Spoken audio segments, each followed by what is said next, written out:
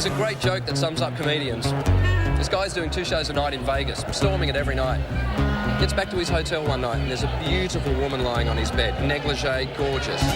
She says, "Hi, I saw your show and I think you are the sexiest, most aware, most intelligent comedian I've ever seen in my life. I'm a millionaire-esque. I want to marry you. I want to live with you in my mansion and I want to make love to you every day of your life while I fund your comedy career. How do you feel about that?" The comedian thinks for a second, looks at her and says, "Are you at the early show or the late show?"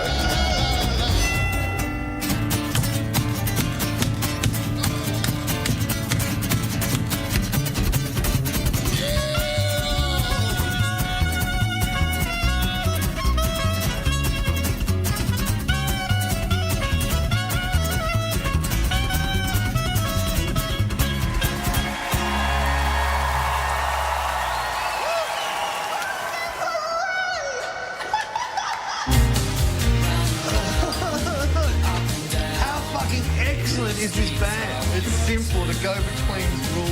Rules, What? Oh, they did rule. A glorious rule. It came to an abrupt end with the death of Grant McLennan. Oh, I know. The whole death thing's so permanent. I mean, it's hard to truly rule at the best of times, so it's really hard to rule when you're dead. OJ, you're still here and I've seen you die heaps of times. Oh, you're evil and have destroyed my boyish confidence. Ah, if it helps, the only person I've seen die on stage more often than you is me. You want death? I had to do a businessman's lunch today, which I later found out is code for sharing the stage with strippers. You know, there's no death worse than the one you experience as someone's trying to clear the room of lap dancers and strippers before they bring you on. Oh, if all the lovely ladies, the bang-up for it, hot bitches can leave and wait in the foyer, it's time for the comedian. Oh my God, that sounds like uber shit. It was the worst. They were giving it a bit of, oh, 5 minutes ago we were getting hand jobs. Fuck off, funny man. Not funny. Hecklers. I once took a journey from London to Manchester and my UK comedian friend said, well, he warned me, hey, the Manchester hecklers are mental. They are radio rental. As soon as you get up on stage, crack right into your routine or they will rip you to shreds. He once had an opener that went, "Good evening, ladies and gentlemen, I'm a schizophrenic, and so am I." It's a pretty good opener.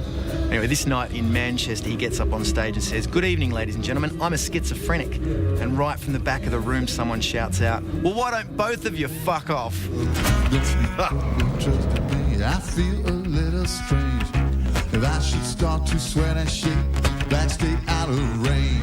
Do you know what? At the end of a long day at the comedy festival, there's nothing I like more than drinking at the comedy festival.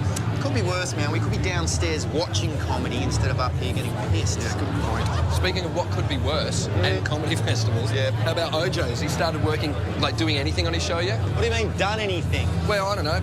Coming up with a title, writing it, doing actually anything? He's got to do something. He's going to be $40,000 in the poo if he doesn't. Yeah, but his approach to money isn't exactly traditional.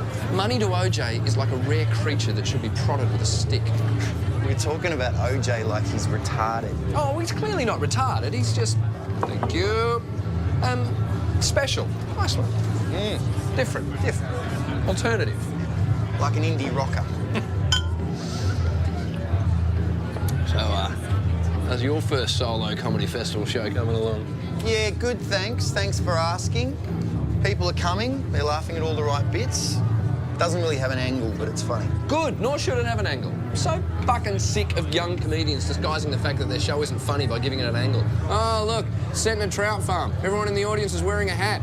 Just be funny. How is your show going? Yeah, good, set in a trout farm. Everyone in the audience is wearing a hat. Great. Apparently it doesn't have an ending. The quality of heckling has really slipped in recent years. Hecklers just don't make the effort anymore. You know, no one has ever yelled out, "Show us your tits" at me, ever. I mean, "Show us your tits" is such a classic. I mean, not just because it's predictable and a little bit Freudian, but the great thing about "Show us your tits" is that the guy actually thinks it might work. Like, 1 minute he's at a comedy gig, the next he's window shopping. I just want someone to yell out, "Show us your tits," so I can call their bluff and go, "There you go." Because I've got an awesome rack. Like, I'm really shit at jokes, but I've got an awesome rack.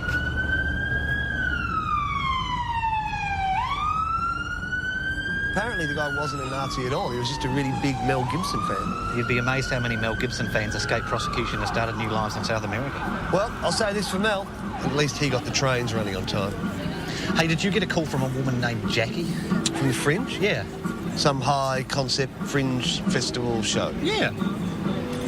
No, I didn't. I don't know what you're talking about. Oh, well, they want us to do a regular night of political stand-up. 100% new, purpose-written material every time. Big budget, she said. Soph gave her your number and mine. The three of us are going to be in charge. Which does beg the question, why are you worrying about the Fringe Festival, which doesn't start for 6 months, when your comedy festival show isn't written and that starts in, what, 2 weeks? Yeah, see, they originally wanted Brian to be involved, but Soph didn't think he'd want to work that closely with her at the moment, so she suggested me. That is even more scary. Soph said we could think up some ideas on the way. Hey, you give me an idea for a topic. Top 5 scariest moments.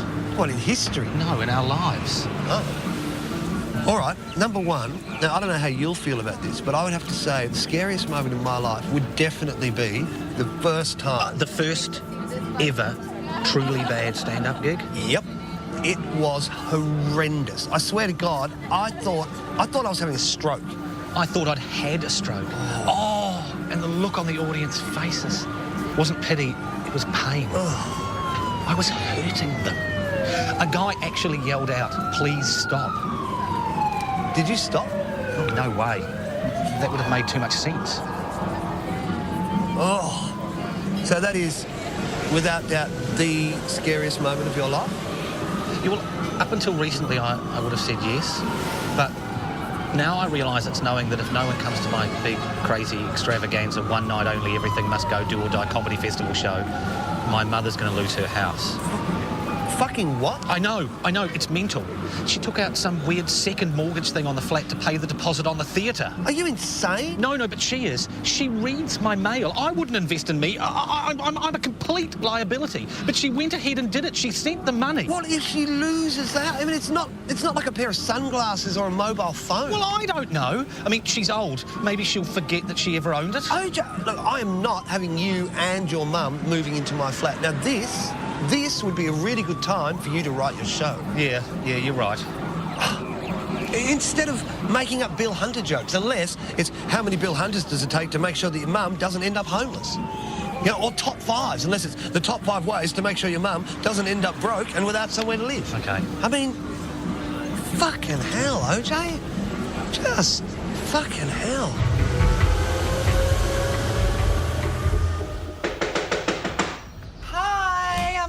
Ready to go. Hey, are you Sophie Glass? Yes. Great, because we're Weezer and the Lump Band from Wolf FM. Oh, 92.3. The Lump Man. Yes, don't ask. Would you like to win a brand new car by answering one simple question? Is the answer an ice cold can of Coke? Oh my God! You just won a brand new car! And a sun visor. All right, OK, I'll just grab my stuff and then we can get ready to go. Why does the Melbourne Fringe always schedule its meetings with comedians so early in the morning? Don't they know that we're nocturnal? Oh, yeah, it wouldn't be the Fringe if it wasn't inconvenient. And Fringe means never having to say you're not funny. Yeah, that's true.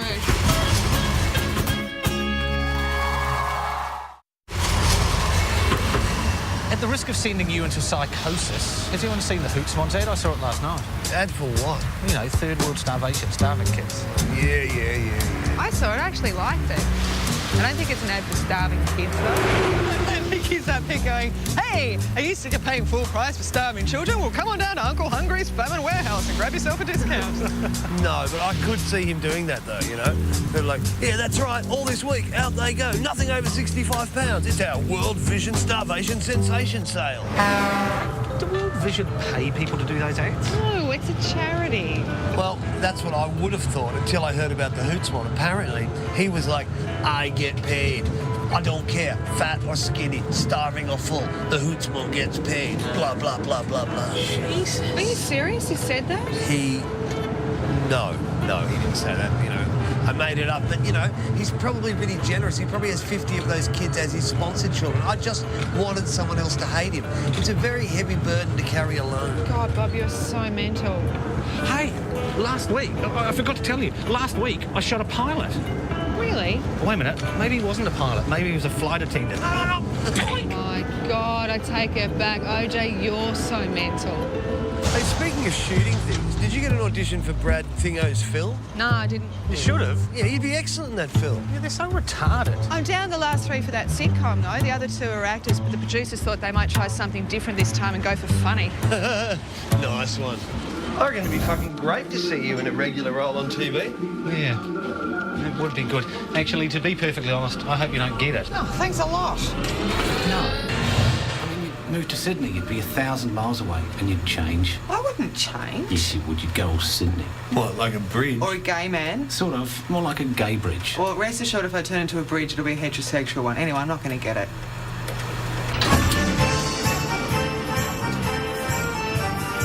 Shall we? Yep, the fridge beckons. Fringe. It's not a fringe festival designed to stop letters from wilting. It's Fringe, and the fringe beckons. Yep, and it's strange, arty, too early in the morning way. Arts festivals have become really comedy-centric. It's great. And back in the day, you'd go to Adelaide or Edinburgh, and comedy was the novelty, amongst all the Brecht and Midsummer Night's Dream productions. Basically, back then, comedy was either uni students doing a review or male lawyers dressed as women. Everything else was Shakespeare and Chekhov. And then one day, someone must have gone, hang on, if I'm going to sit down and watch anything for an hour and a half, I may as well do it laughing, rather than marvelling at how bad a Russian accent can be. Or, as was the case, laughing at how bad a Russian accent can be. And Russian accent can be very bad, my friend. That was the strangest meeting I've ever had the pleasure of being involved in. I'm not even sure I was involved. Was I there? Did any of that make any sense to anyone? No, it didn't make any sense at all. Then you were definitely there. So she wants us to do a brand new topical improvised show every night for a month. And the show has to be funny, while never stooping so low as to actually contain traditional jokes. Yeah, that sounds about right. Can't believe she asked us to do it. She must have thought we were idiots. I can't believe she would ask anyone to do it. I can't believe that she thought we would say yes. I can't believe we did say yes. Yeah, I know. She must have known we were idiots. Perceptive woman. No wonder she gets the big bucks. Sometimes in comedy, you take on jobs just to feel wanted. Like being in a relationship with someone you don't love just so you can say you're not single. I once did a carpet ad dressed as a knight in shining armour, telling puns. But I've also done jobs that I'm ashamed of, so swings and roundabouts. Hey. And it's like this guy's last stand, right? He's got 5 kids trapped in the corner. The cops are aiming guns at him, and he's got 1 kid held up as a human shield. How very Gulf War One. Yeah. How did it end up? Well, one of the cops shot him in the leg, and bang! He gave up. Happy ending. It sounds happy. Don't they usually shoot to kill? Not when it's December 23rd and the guy holding the kids is dressed as Santa. That would freak the kids out. Yeah, fair enough. Much better to pump a few rounds into his thigh. Nothing calms a kid down quite like blood on snow. Yeah. But, you know, the bottom line is the guy had it coming. You know, those parking tickets were like days overdue. Yeah, fair enough. I was watching TV the other night. I saw this ad for a reality show called Jack of All Trades. It was like a competition to see who the best tradesperson in Australia was. They had to, like, back up utes and build brick walls. It was just ridiculous. Surely the best tradesperson in Australia is actually out doing their trade, not faffing around on a reality TV show. Yeah. I'd like to see a TV show about people that I knew, you know, people who are... Lazy? Yeah. Yeah, it could be called Jack of Fuck All. Oh, that's good. Hello and welcome back to Jack of Fuck All. This week, we look at Bob Graffoe, a man who can truly call himself a champion. Last night, he went to bed at 10 p.m. It's now 2:38 in the afternoon, and he hasn't even looked like getting up. That's why he can call himself a champion. That's right, Steve. He may have won gold at the last 3 fuck-all games, but this is where the pressure really starts to show. He drank a bottle and a half of wine last night after going to bed. He simply must be busting for a piss. What is he going to do? Well, this is where it gets really interesting, Tom, because you have to ask yourself, what is lazier? Getting up, going to the toilet, having a piss, and going back to bed, or just staying in bed and fighting the need to pee? But it's a tough decision, and it looks like he's made up his mind. Yes, he's made a decision. He's getting up. Oh, my God! Oh, my God, indeed, Steve. That was incredible. Just incredible. Let's have a look at that again in slow motion. If you watch carefully, you can see Bob looks like he's about to get out of bed, swing his legs out from under the doona, then at the last second, piss into the empty wine bottle, then go back to sleep. That is genius, Steve. Pure, lazy genius. It certainly is, Tom. But look, ladies and gentlemen, that's all we've got time for this week. We'll be back next week. If we can be fucked. I think too much emphasis is put on TV. It's like TV is the ultimate goal for comedians, and it doesn't necessarily have to be. I mean, there's loads of other things. There's radio, there's film, there's live work, there's writing, there's loads of other stuff. I would do a television show, but it would have to be something that mattered to me. Like me.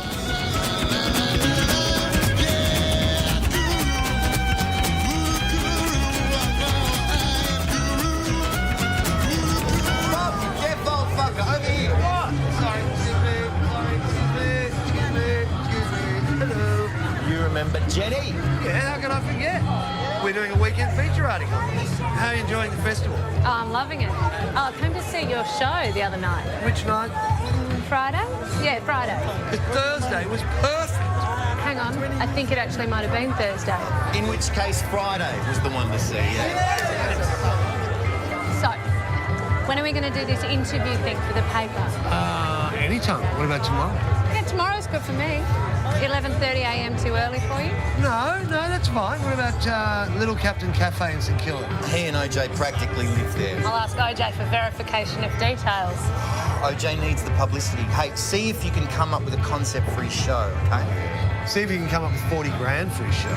What's wrong with the show he has now? Apart from the fact it doesn't exist, nothing. Yep, it kicks ass. That sounds complex. He's hoping he gets it done. I'm going to go downstairs. Tony Harris is on with some American comedian. See you there? Yeah. Bye, JJ. Bye.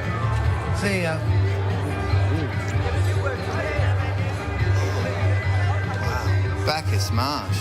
That was unexpected. I hope you're a good kisser. You know, she will review it. She writes a column for Unexpected Pash Monthly. I don't know. I feel like she's interfered with me. Right?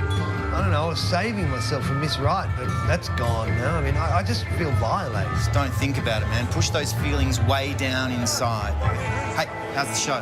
Pretty much proving the theory that when faced with their own imminent death, the first tropical fruit most people think of is the pineapple. I never cease to be amazed by your encyclopedic knowledge of the unnecessary. Yep, I'm pretty much the man. Speaking of which, have you done any of those, like, talking to camera interview TV type things? Oh, yeah, heaps. I love them. Really? I find it really awkward, like I don't know how to act. Just act normal. What? You're either acting or you're normal. You can't do both. Acting normal is weird. Like, oh, this is me pretending to be me. He's got a point. No, he doesn't. You're thinking about it too much. It's actually quite simple. All right, do it for me now. Do it. Do what now? See? How do you know I wasn't just doing it? You weren't, were you? No. All right, I'll do it, but ask me a question. Like what? Like anything, you freak monkey. No, that's all right. I'll be the interviewer. Brian, if you weren't a comic, what would you do? Good question. It's always good to make a Get on with it, get on with it. Shut up. All right. If I wasn't a comic, I'd probably still want to be involved in the field of the arts. What, like a painter? No, more like an actor or a writer. Mm-hmm. The good thing about being a comedian is you get to do all of those things at once. Okay. Not painting. You get my point. You just have to be yourself. But you weren't yourself then. What do you mean? No, you were a more exaggerated version of yourself. Bullshit, I was me. No, he's got a point. You were sort of like being you, but more. You know, you're like Brian, new Brian Plus. Brian with the added taste of Brian. Brian Zero. The full body taste of Brian without the sugar. Fuck off, I was being me. Oh, look, I don't think it matters. I really don't think it matters. And as long as you don't get in front of the camera and just go like, oh, I like to do comedy. I like it when all the people laugh, when all the people laugh. Do you know what, though? I actually like that version of you better. It seemed more intelligent. I agree. You guys are so humorous. I'm going to go get a beer. Should I order you each a Get Fucked? We'll have Get Fucked and Cokes. Well, shouldn't that be a Get Fucked and Coke? A Get Fucked and Coke. Just so long as it sounds natural.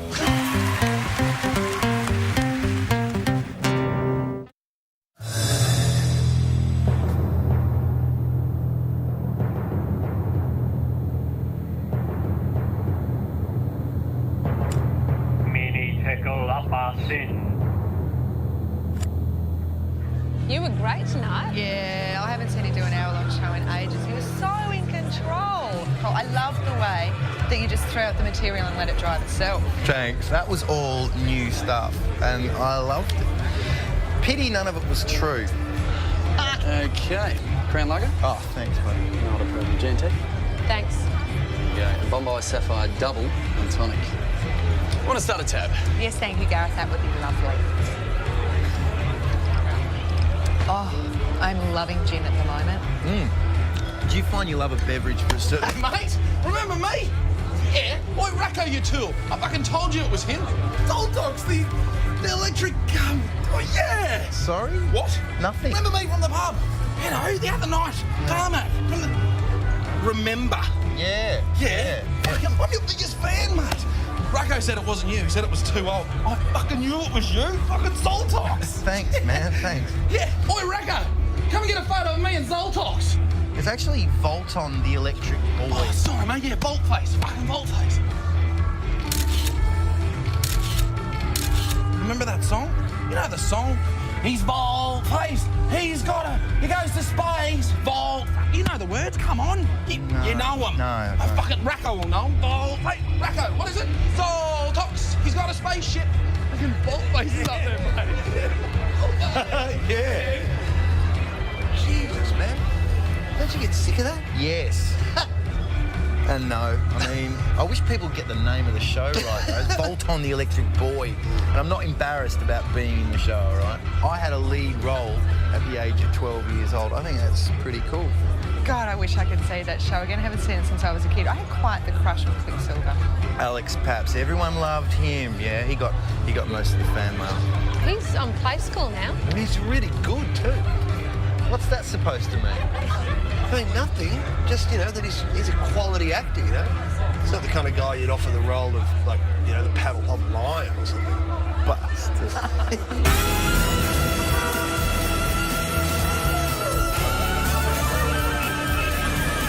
Of course I remember JJ. He was Volton, the electric boy. He used to get annoyed because I got more fan mail than him, but what he didn't know was that my mum used to get my family to write most of those letters. I knew he'd give up drama for comedy because, A, he was naturally funny, and B, he couldn't act for shit. Will he see this?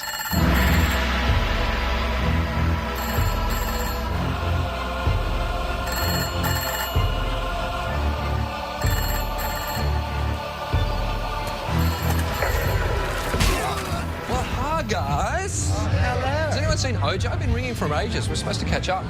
Oh! Thank you. How was your gig? Yeah, it was great until some heckler got thrown out. Really? It was awful. Now, the guy was a tool, but I would have handled him. The two girls that run the gig took him into the office and just monstered him. It was like, do you have any idea what you've been doing? Do you know who that is on stage? That is Brian Ibsen. He is one of the funniest men in Australia, and you're yelling shit at him in our club. You know how that makes us look? That makes us look like things we don't even want to look like. The whole time they're doing it, they're slapping him. I think you'll find it's called bitch slapping. I think you'll find they bitch slap that giant man until he cries. Man, I've seen them do this before. It's horrible. Yeah, and especially because he was heckling me. Yeah, well, so much for witty comebacks, Brian. I don't believe they said that. Said what? That you were one of the funniest comedians in the country. The Dick Volter that reviewed my show agrees with you. They then told me the story as if they thought I was going to find it funny. It's so mafia. I haven't told you the best bit. They then took him out the back door and threw him into the bin. Oh, fucking hell, man. I mean, it's St Kilda, not fucking Deadwood. Yeah, and anyone who says otherwise sucks dicks by choice. The weird thing was he was a fan. Like, I've seen him at gigs. I've got a really weird feeling you're not going to see him at shows anymore. So what's been going on here? What have I missed? Not a lot. We've just been talking about Alex Paps. Who the hell is that?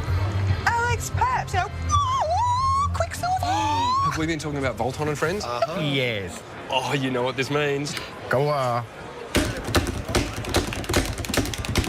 Volton, his power is electric. Volton, his friends are eclectic. If you're evil, he will flip your lid. When he harnesses the power of the electric grid. That is without doubt the greatest theme song to a kids' show ever written. Yeah, how many parents in the late 80s had to explain to their kids what eclectic meant? If I'd known when I was a kid I was going to grow up to be mates with Volton, my head would have exploded. Well, consider yourself eclectic, my friend, but just don't turn evil, or I shall unleash my power grid upon you. 3, 4. Volton, a radiation shower. Volton goes into space. Evil take a chance to neutralize you with his electric sense. Volton, his power is electric. Volton.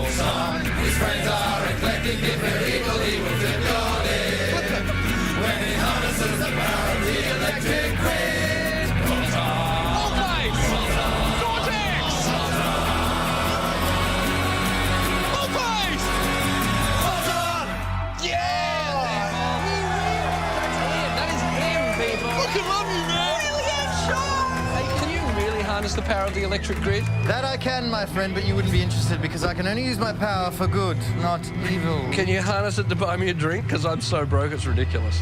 Me too. Yeah, me too. See, that's a disadvantage of being a superhero is you have to buy everybody drinks. Yep, by day, he's mild-mannered moisture man with the ability uncanny to swap cash for liquid. Make mine a double. Me too.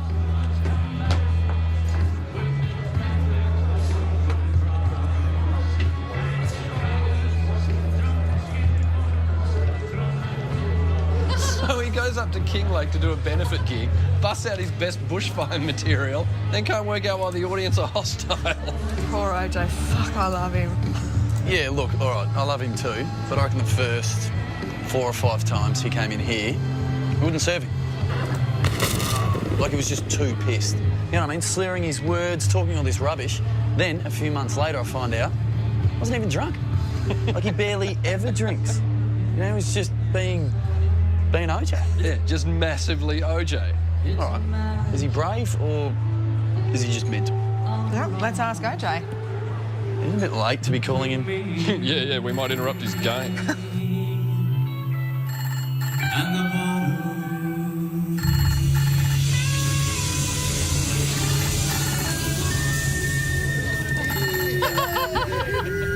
Hey, Boldface! Boldface! You fucking sucked on that show. It's Volt on, you fuckhead! Volt on the electric boy! Dickhead. Electric.